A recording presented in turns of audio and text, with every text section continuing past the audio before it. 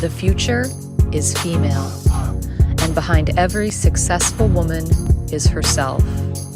At BeachCandy Swimwear, we believe real women truly do shine the brightest. Welcome to the Real Women Shine podcast with BeachCandy Swimwear. Hey everyone, my name is Britt and I'm the founder and designer at BeachCandy Swimwear. Today we're going to be talking with Elly Brown, who is literally one of my favorite people on the planet. Ellie and I met back years ago when she was our go-to model at the MGM properties in Las Vegas. And since then, in 2017, Ellie was diagnosed with oral cancer. And I watched her take this life-altering diagnosis and blossom into the most extraordinary woman I've ever had the honor of knowing. So without further ado, I'd love to introduce to you this real woman's shine. Ellie, thank you so much for joining us today. Oh, it's such a pleasure to be here. I love you so much, and this is an honor. And how have you been doing with lockdown and with just the quarantine mandate and everything going on? It's been okay. It's funny. I'm very fortunate in that I can do what I do from home. So for me, my routine, my day-to-day routine hasn't changed too much, except that maybe I let myself work a little bit more, which I don't know if that's a good or a bad thing.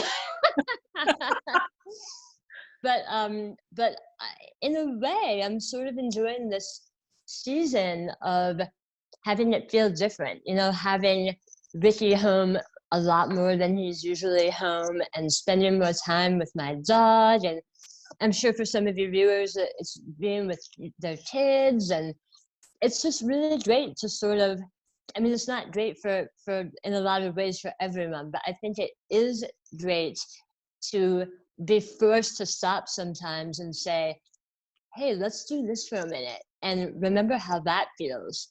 And you can take something nice from that. I don't know. Absolutely. You've always been an inspiration to me. You're definitely one of the strongest women to watch out there that I know. So share your story with us. You're so kind. Thank you. I was diagnosed with oral cancer in 2017, and I had the lump removed from the back of my tongue. And about a year later, it had come back pretty aggressively. So at that point, I was stage 3. And instead of a lumpectomy, they had to do the surgery plus the chemo plus the radiation. And they had to take half of my tongue. So in order to rebuild it and give me enough of a tongue to speak with, they had to take tissue from my leg and bone from my leg and rebuild my jaw and tongue completely. So recovery was pretty tedious. I was in a wheelchair for a while. I was in a rocker for a little while after that, and a feeding tube for about 5 months. And before that had all happened, I was a singer, on-camera host, a model. I had just had a movie come out on Amazon that was an independent film that I'd done here in Las Vegas. So it really felt like my life had been upended and relearning how to do everything, how to walk, how to swallow. I had been trached in the hospital, so I wasn't entirely breathing without assistance. And no one really tells you when you first get a diagnosis like that how intense it's going to be. And I just knew that I wanted to get back to being an entertainer. So 9 months after that surgery, when the swelling had gone down enough for me to speak almost, it will never be normal, but normal for me, my new normal. Your new normal. My new normal. I started to make videos here and there. And, I had been an entertainer my whole life, but everything was so different. And I was really afraid of what people would say, of what the response would be.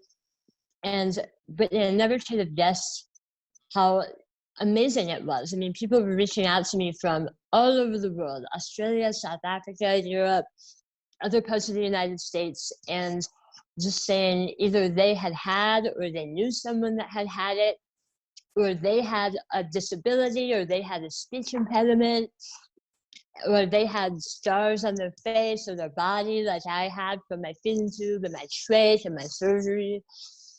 So I started to realize that there was this whole community of people that I really needed. I needed those people because, believe it or not, I've never met anyone else in real life that had my same surgery. Wow. I've only ever met them online. So I don't know. I found this purpose, and it's been keeping me going. It keeps me up at night. It makes me excited to wake up in the morning, and part of that is trying to live as normal of a life as possible, because people that get the surgery think that their lives are, I mean, their lives don't ever go back to normal, but they think that their dreams are going to go away, or that life will be bad from then on. And that's not the case. I love my life. I have so much fun. And with the social media and the entertainment page, I really get to continue living my dream of working on projects that explore the human condition, being an actress, being a writer, in a sense. You know, it's very modern, but that's what I can do. And oh my gosh, I'll take it and be so happy. You're amazing. I mean, every single time you post, every single piece of work you put out there is overloaded with inspiration and Oh, with resilience. And I can't tell you how admirable I find you. thank you. I really appreciate that. It's weird. I'm getting to a point with my work now where I have a lot of my inspiration and motivational things over on YouTube, and I have my entertainment page on Facebook. And really, my entertainment page is where my largest following is, simply because those are entertainment value videos. And as the page has grown, I've done more exploring real life human situations and looking into relationship type scenarios that don't necessarily portray me as, you know, the best girl ever, you know what I'm saying? but that Facebook show page isn't a place for me to be a saint. It's a place for me to be a human being. Absolutely. And I just really enjoy putting those questions out there and seeing the responses from people who tend to say they think this way or the other way, and it gets people having a discussion. And among it all, I get to do this thing that I've always wanted to do. So I'm so happy for it. I really am. I couldn't be more grateful. Well, you're such a natural born leader. I mean, you really you've always commanded a presence, but I've honestly seen you blossom since your surgery and since everything into an even more extraordinary version of yourself. And it's been such a pleasure to watch. But for those that really do feel like through obstacles, however big or however, however relatable, we're all kind of in this quarantine together. What's your advice on really following a dream or a goal anyways, regardless of how the circumstance may show up? You know, I would say this to anyone who has a dream and feels like maybe circumstances are not on their side. First of all, everything we're experiencing on any given day is temporary. It will change and it will evolve. And sometimes that means that you have to put some work into practicing, if it's practicing your speech or practicing walking or anything that you want to do, or develop what's the word? I mean, some people have natural born talent, but other people just work really, really hard. So if you're only 20% talented at something and you really want to learn it, that 80% of hard work will go a really long way. And there's so many skills that are truly learnable, especially during a period now where we have to stop and really take stock of our lives and make a decision about what we want and what we're going to walk toward. And even if it seems like it's not in the cards for you, for whatever reason, if it's a disability or some challenge, walk towards your dream anyway. Because whoever would have guessed that this girl that got oral cancer would be in her own Facebook show with that, you know what I'm saying? Like, I never could have dreamed it. And the thing that you're dreaming, it's it's waiting for you to walk toward it. It's a two-way sort of road. You know, you can't sit and wait for your dreams to come to you. So just keep going, take the next step, whatever that step is, and just never stop. And one day you'll look back and realize, man, I never would have thought I'd come this far. Let's see if I can go that far, you know? Absolutely. Very nice. And what inspires you on a daily basis? How do you stay inspired? Oh my gosh. Lots of different things. My faith inspires me. I want to share this thing with you because the phone is on it. I got this book in a like an antique store in Pasadena, California, back in 2014. It has all these passages in it that are like, you know, writers from 100 years ago. And there's some Bible verses, but there's a lot of just old-time writing. And there's a different page for every day of the year. And I have just always kept this book around. It's been a constant inspiration. If anyone wants to get a vintage copy of it, it's called Daily Strength for Daily Needs. Love that. So my faith inspires me every day because I feel like forces are really conspiring to help us. And if we would stop and just listen and allow and be okay with. And sometimes it's the hardest part because things will happen to us and we'll resist it. And we'll be like, why is this happening to me? I shouldn't have to have this or do this or be this. And sometimes if you just stop in the middle of those moments and you listen hard enough, you have the Holy Spirit right in your ear saying, this is exactly what you need. This is exactly where you need to be. You're called to be right here.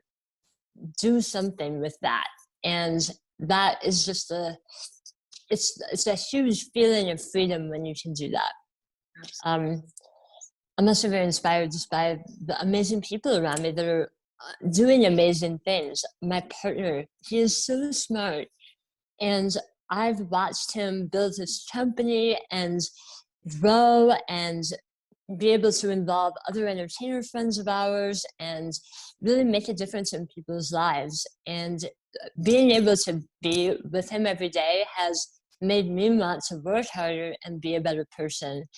And I just feel fortunate. I have amazing friends and family, and I feel like there's a safety net. And it's easy to forget that sometimes. And, you know, we things happen to us and maybe we feel like we don't, or that we're flying free and we're not loved, and it's not true. We are so loved. Our dreams are important and beautiful, and there's a way. This is a huge world. There's a way to make your dreams come true. Absolutely. On the flip side, when you have hard days or when you feel like you've hit a wall, what does that feel like, and why do you struggle? Where do you struggle? Yeah, so that's not an uncommon thing, and I think a lot of people. I'm lucky in a way that I don't think I really suffer from clinical depression or anxiety. I think my partner, unfortunately, has a lot of anxiety, so I see what that's like for him. And a lot of the people that I have the very good fortune to speak with and meet online in my community are dealing with a lot of challenges every day and often suffer from depression and anxiety. And when that happens to me, or I start feeling like I'm going down that path, I feel it's happening like a drain swirling down. It's like if you get caught up in that feeling in your mind, you can just go right down the tube, and it's so easy to sort of lose your balance. So for me, when that's happening, the thing I try to do immediately is just stop and just be still, because at that point, any emotion, I feel like it contributes to that sort of whirlpool feeling. And when that starts coming on for me, I like to not look at anything, not look at TV, not do anything. I know this sounds bizarre. It sounds like I'm a zombie, but I will just sit or go in my bedroom and not do anything and try to not think. It's a little bit like maybe meditation. But there's no pressure to have a certain experience. It's just, whoa, girl, you gotta take time out. And yeah, and that's when I feel like I can do the best job of listening. You know, listening for that thing that's bigger than us, that is inevitably trying to be a part of this and tell us what to do. I love that. That's so true. And on my last conversation with Emily on the previous podcast, she had said something that really resonated that sounds similar, is that you do what you can and then you let go and you let God and you give it to him, because yes, we really, you know, we don't have as much control as we think. And in moments like this, especially where the world is forced to stop, I think we're all kind of scrambling with what to do, because we're used to having our routines and having a say and designing our lives however we want. And that's a beautiful freedom that I think we're all very aware of now. oh, definitely, absolutely. I love that, the way that she put that. That's true. You just, it's that feeling of freedom that comes from saying, I can give this over and I don't have to worry about it today, because I can only do what I can do, and the rest, we can make peace with that. Absolutely. Tell me a little bit about your video that you did for Chicago, the audition. Oh yeah, that was really fun. So one day I was in bed with my pump on. I do a lymphedema pump to drain my fluid. And I'm having my coffee and I'm listening at the internet, and I see someone had posted this audition video. And it was for the musical Chicago on Broadway. And I was like, oh yeah, I like that show. And I'm listening to the thing and I realized, oh, she entered, there's a contest? There's a social media contest? Hold my beer. So I was like, I can make a video for social media. I don't know if I can get cast as Rachi, but I can make a video that a lot of people will see. So I called up my friend of mine that's a dancer choreographer, and I said, hey, what are you doing? And she said nothing. And I said, you want to come over? And he said, yeah. And so he taught me that 16 or 32 bar audition, whatever it was. And he spent maybe 3 hours with me, and then I spent the rest of the day just busting my butt on it. I just did it the rest of the day, all day, with breaks to eat and go to the bathroom. And the next morning I came back to it and worked for a few more hours. And then I said, this is all I can do. The deadline's Monday. I videotaped it and I posted it. And the response was unbelievable, because I really used that video as a vehicle to make a statement to my community members in particular, because when you have your leg ripped up and you're in a wheelchair and your face is busted, it's so hard not to imagine that the world is over. It's so hard. And it's not. Everything is temporary. It can get better. And if you have your sights set on that with firm focus, there will come a day when you can walk again. There will come a day when they can take that feeding tube out. There will come a day when you'll be able to speak and be understood. And it was, honestly, it was a little bit embarrassing posting it at first, because I know I'm not the best dancer. I know I'm not the best actress that ever was. I'm very rusty right now. But the video was too important not to share. It wasn't about, hey, look at me, I'm such a great singer dancer. Busted ton. Even though you were incredible in it. Please, oh my gosh, it'll thank link you. down at the bottom of this so you can check it out. You're so sweet to post that. Thank you. I think I'm just stoked that it meant something to people, that they could see someone who had been through that surgery do something like that, and that future is available to them. And like I said, when you have a surgery like that, hope is in short supply. And anything that I can do, whether it's just living my normal life and making silly Facebook videos to show that life goes on, and not only life goes on, but you can have a fun life and do fun things and shift your focus to all the great stuff that you can do. And that's just something I couldn't resist doing and sharing. I couldn't not do that.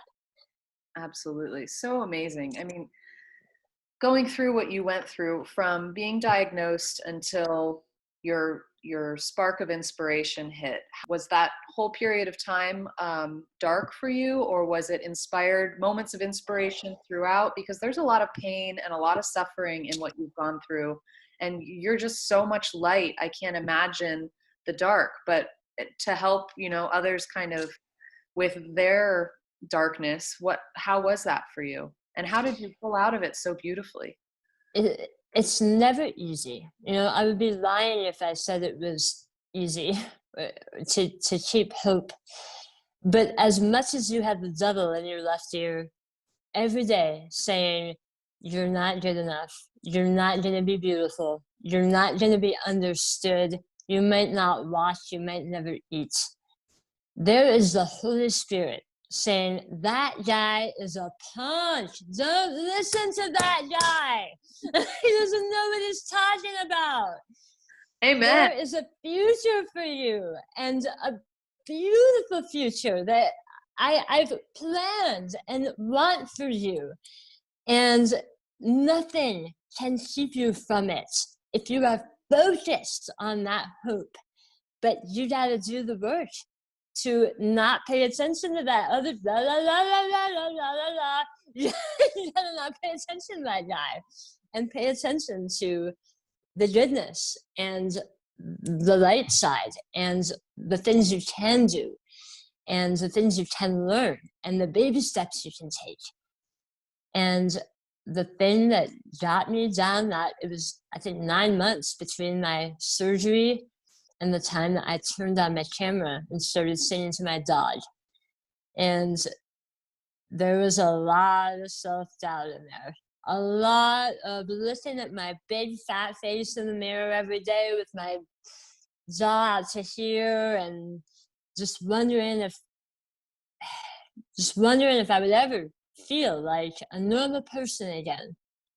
And I feel so much more than normal. I feel complete in a way that I was never complete when I was normal. So whatever gift you're being given, it's for you. It's lovingly chosen. It's a beautiful thing. And it's there. It's there for you. It's waiting for you.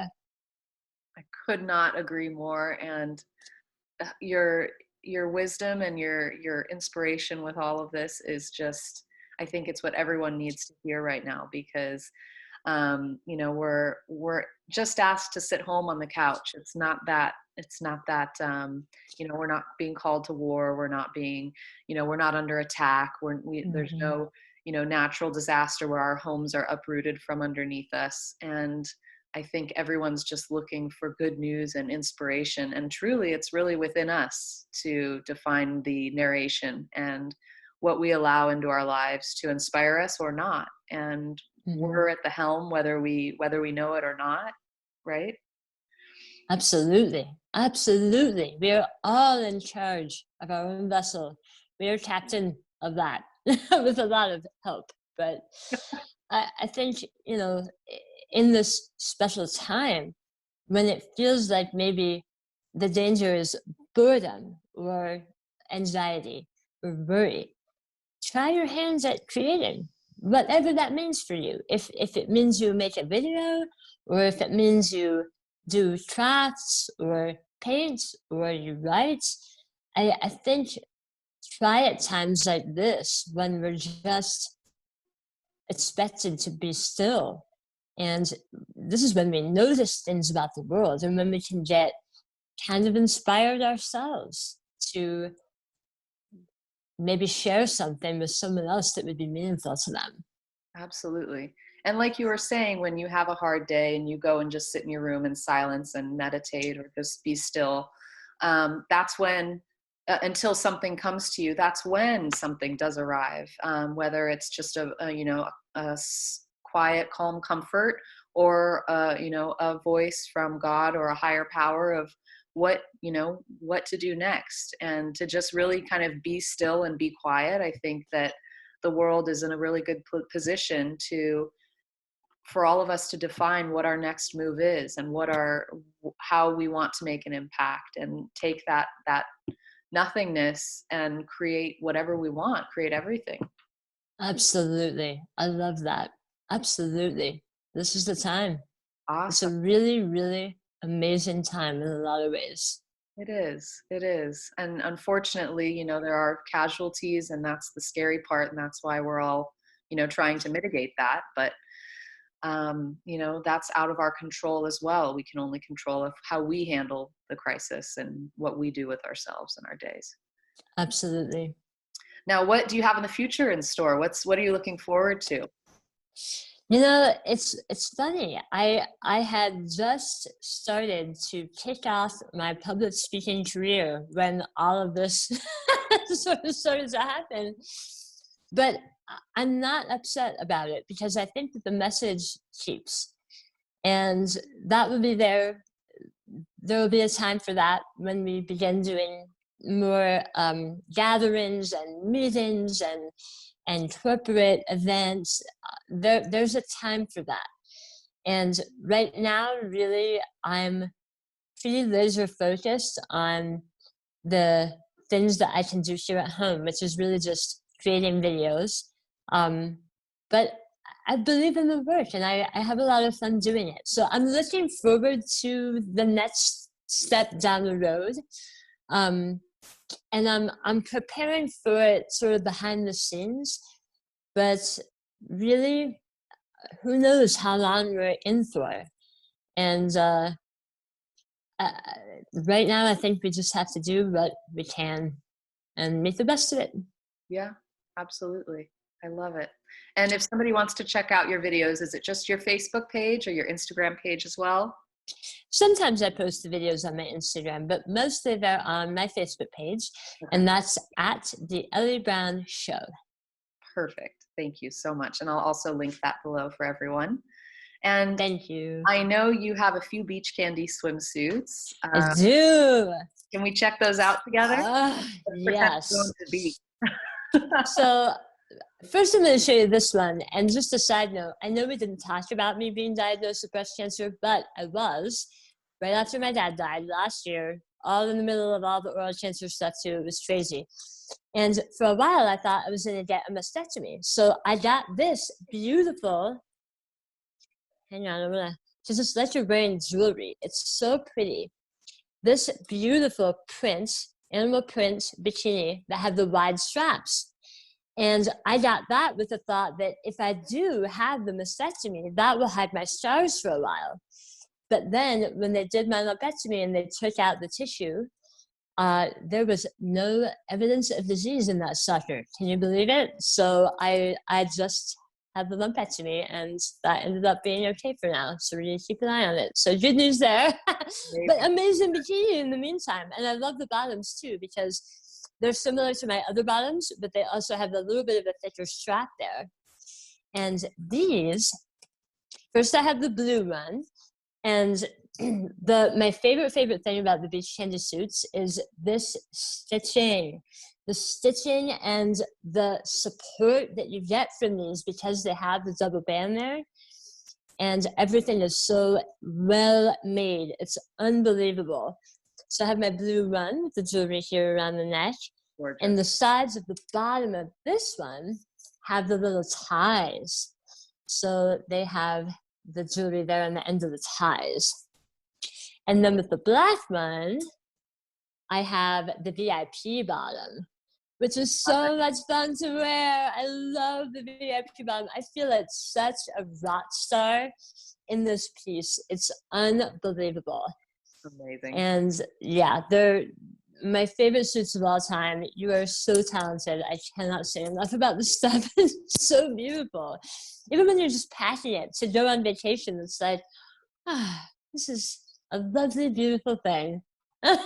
That is amazing. That is what inspired me with BeachCandy, was to just make suits as special as I believe women to be. And when you pack a BeachCandy and when you put on a BeachCandy, you can't help but feel extraordinary. And Oh that's yeah. for women from a swimsuit, because all too often we hate ourselves, we hate our bodies, we hate the fitting room, we hate the swimsuit shopping experience, and there's just so much missing in the environment of trying on a swimsuit and in the quality of swimsuits themselves. So Absolutely. nice And to hear that that reflects.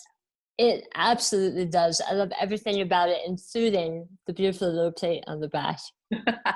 Just the best suits ever made. And which And one's your favorite? what's that? Which one's your favorite? Oh, it's so hard to pick. You can't make me pick. Oh, I mean, if I had to choose a favorite, maybe I would choose this one because it's so versatile. With the VIP bottom and the black color, like you can pat this and take it with anything and wear it with other clothes and jeans. It always looks cute. But the snake print is so much fun. Yes. It's so much fun. And this is a stunning bikini. I posted a photo of this bikini last year, and I think it got something like some crazy amount of activity on my page, like the most comments I had ever had on a picture at that time. And it's just a drop dead gorgeous piece. I can't say enough. Well, it looked drop dead gorgeous on you. And I thought it was out in the desert. Yeah, with my leg out, the star. Heck yeah.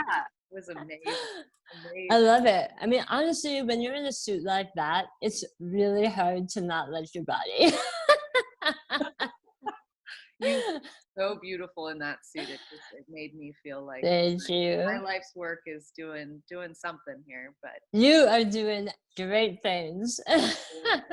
You are doing great things. Is there anything more you want to say to our listeners before we sign off? I don't think so. I'm so grateful to get the chance to talk to you and to meet your fans on social media and the BeachCandy community, all my other beach babes and my BeachCandy babes. I just love it. I love everything you stand for and what the company stands for, and you're just a really great symbol of, like, you're iconic. I don't know. I love you. Oh, well, thank you, Ellie. And to me, I hope I'm just getting started, because I just want to share messages like yours that inspire millions, because your story is extraordinary. It's absolutely extraordinary. And who you are is extraordinary. And please don't stop inspiring the rest of us. Thank you. You are so kind. I love you so much. Thank you so much for joining me, Ellie. It's a real pleasure to be here. What an honor. Thank you, Brittany. And stay safe. You too.